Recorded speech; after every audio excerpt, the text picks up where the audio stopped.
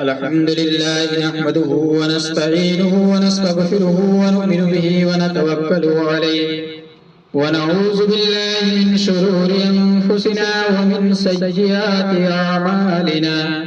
من يهده الله فلا مضل له ومن يضلله فلا هادي له ونشهد أن لا إله إلا الله وحده لا شريك له ونشهد أن محمدا عبده ورسوله أما بعد فأعوذ بالله من الشيطان الرجيم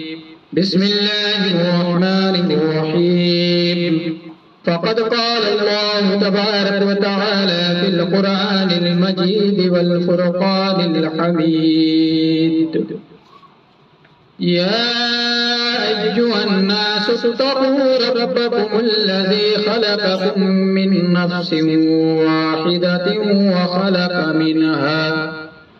وخلق منها زوجها وبث منهما رجالا كثيرا ونساء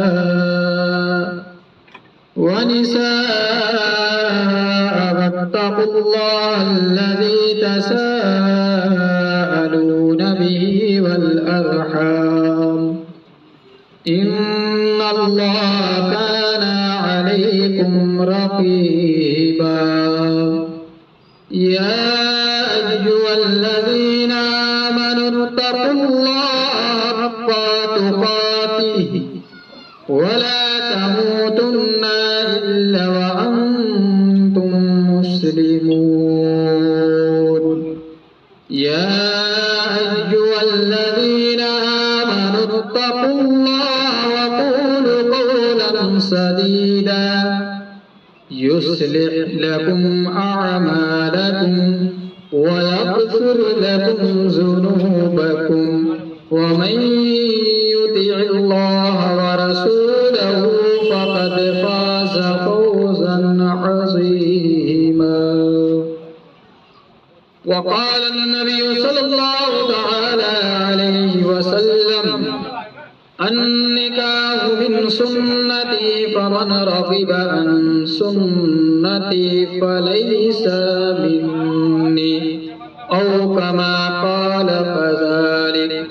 آمنت بالله صدق الله العلي العظيم وصدق رسوله النبي الأمين المتين الكريم ونحن على ذلك لمن الشاهدين والشاكرين والحمد لله رب العالمين.